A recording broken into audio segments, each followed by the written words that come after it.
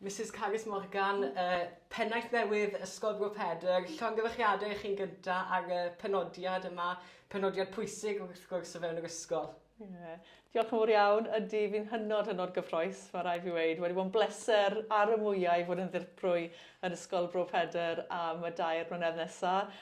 Ac bod Mrs Wyn yn anffodus yn gadael ni, fi wir yn edrych mlaen i'r her gyda'r tîm amazing, hynod brofiadol o staff. Mae tîm Arwen hefyd mae gefnogi a arwen y ffordd i disgyblion a chymuned Ysgol Bro Pedr. Felly, yn gyntaf, lycan ni holi chi, beth yw eich gweledigaeth chi ar gyfer Ysgol Bro Pedr?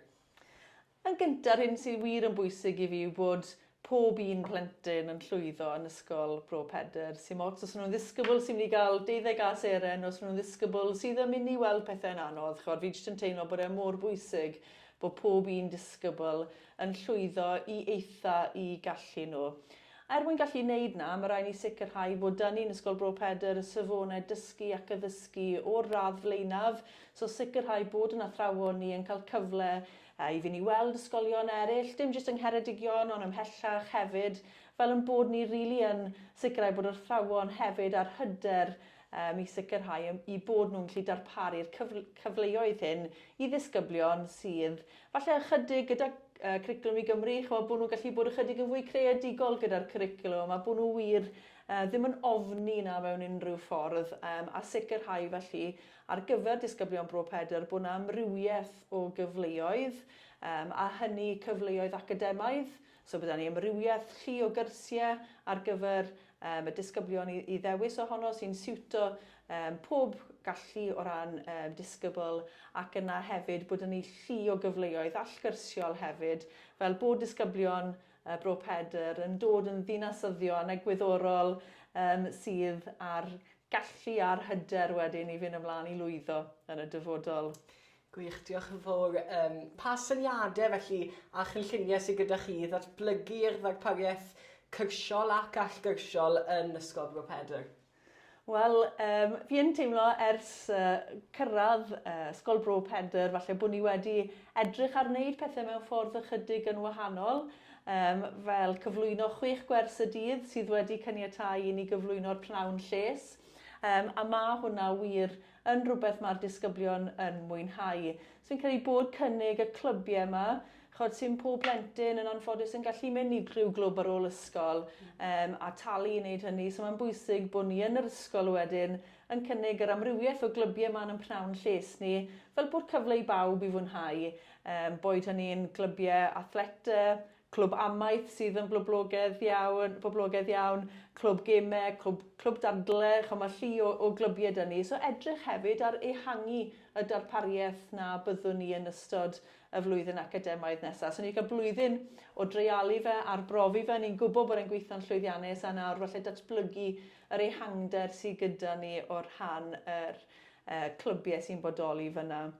Rhywbeth arall sy'n rili bwysig i fi yw gris. Enghraifft, mae perfformio rhoi cyfleoedd yna i ddisgyblion wir yn bwysig. So oedd llwyddiant gris eleni yn rhywbeth oedd wir wedi wneud fi'n browd iawn i fod yn aelod o staff yn Ysgol Bro Pedr. A fi'n credu byddwn ni nawr yn edrych i sicrhau bob 2 flynedd bod dyn ni sioe ysgol sydd yn sioe 39 bob 2 flynedd a sicrhau bod y cyfle ar gael i'r disgyblion hefyd.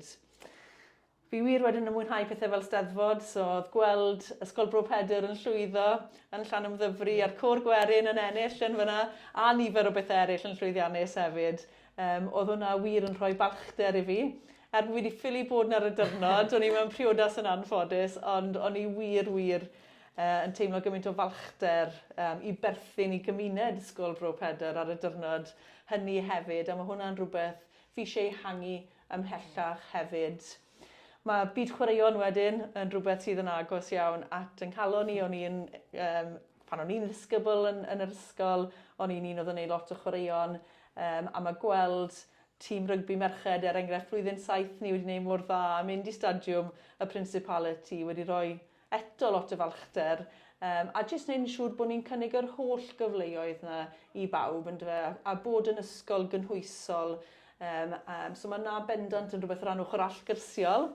O ran pethau academaidd wedyn, un peth mae disgyblion blwyddyn 8, a fel rhiant blwyddyn 8 hefyd wedi codi gyda fi'n ystod noson opsiynau, ni wedi dechrau wneud cwrs opsiwn cynnar tygau ym mlwyddyn 8, yw bod ni'n edrych blwyddyn nesaf ar ddarparu amaethyddiaeth fel cwrs tygau, a felly fi'n wneud ymchwil nawr mewn i falle pa gwrs am ysgol Preseli, Bro Preseli mae'n debyg wedi dechrau cynnig hyn yn fewnol. Felly na'r daith nesaf yw mynd i ysgol Bro Preseli. Ni cael gweld wedyn sut maen nhw wedi cyflwyno hyn yn llwyddiannus yn ysgol Bro Preseli. A falle i'r rhai sy'n gwylio, dyn nhw ddim yn gwybod pwy chi'n iawn, ond falle wneud hyn helpu. Chi'n sôn am chwaraeon fyna, chi'n hen gyfarwydd a teithio o gwmpas yn cefnogi'ch brawd chi. Chi eisiau gweud pwy o'ch brawd chi? Falle bydd y pobl yn nabod chi wedyn ni'n well. Wel, o'n i'n ymreiddiol o Aberaeron, a'n frawd David Jones wedi chwarae'r Scarlets am flynyddoedd a wedi cael 40... Dylen ni fod yn cofio. Rhaid fi wirio dy fe 40 rhywbeth o gapiau i Gymru. So, wir yn mwynhau chwaraeon. Mor brwd o'i lwyddiant hefyd. O'n i eisiau holi hwnna, slei funud ola, ond mae bobl yn gwybod pwy ydych chi nawr yn iawn. Cwestiwn ola sydd gyda ni wedi clywed llawer o sôn gyda'r llywodraeth, gyda chostau byw yn cynyddu, a awgrym canllaw gyda'r llywodraeth yn ddiweddar i newid polisïau gwisgoedd ysgol i wisgoedd sydd heb logo. Os na farn gyda chi ar y diwygiadau yna, welwn ni fe yn ysgol Bro Pedr? Fi yn credu'n gryf bod yr ymdeimlad na o berthyn i gymuned Bro Pedr a gwisgo y bont a Bro Pedr yn rhywbeth bydden ni'n licio gweld yn parhau. Fi'n teimlo bod gweld chi'n perfformio fyna yn y cwr gwerin enghraifft ar fathodyn ar y te i'r chweched neu ar y Crys T ar gyfer disgyblion iau yr ysgol. Fi'n credu bod hwnna'n rhywbeth pwysig bydden ni'n dymuno cadw os yw hynny yn bosib, ond unrhyw benderfyniad ar newid polisi gwisg ysgol, mae'n bwysig iawn bod ni'n gwrando ar llais yn rhanddeiliad ni fyna, so gwrando ar llais y disgyblion, llais y staff, llais rhieni, so unrhyw benderfyniadau byddai'n cael ei wneud, byddai'n gynghoriad llawn ar hynny cyn bod ni hyd yn oed yn ystyried gweithredu unrhyw newid, a byddai llais y rhanddeiliad na i gyd wedyn yn bwysig iawn wrth i ni symud mlaen gydag unrhyw ddatblygiadau. Ond mae'n rhaid cofio hefyd, mae e'n wir yn dweud, a mae'n drist yr holl yn gymdeithasol nawr, y tlodi sydd yn bodoli mewn rhai cymunedau, a felly mae'n rhaid ni gofio yna hefyd wrth gynllunio ymlaen yn dweud, bod y wisg yn fforddiadwy i bawb, yn dweud, mae'n rhywbeth pwysig, a byddwn ni'n ystyried llais pawb yn fyna. Wrth weithredu unrhyw newid, os bydd newid. Gret. Diolch yn fawr iawn i chi am eich amser prin iawn o beth fi'n ddeall a gwybod. Diolch yn fawr i chi a phob lwc wrth gwrs yn y swydd newydd yn dechrau cyntaf o Fedi, efe? Cyntaf o Fedi, edrych mlaen, a fi'n siŵr bydd tipyn o waith dros yr haf i baratoi ar gyfer Medi hefyd. Gret. Ond edrych mlaen yn fawr. Diolch yn fawr iawn, Ifan. Diolch yn fawr. Pleser.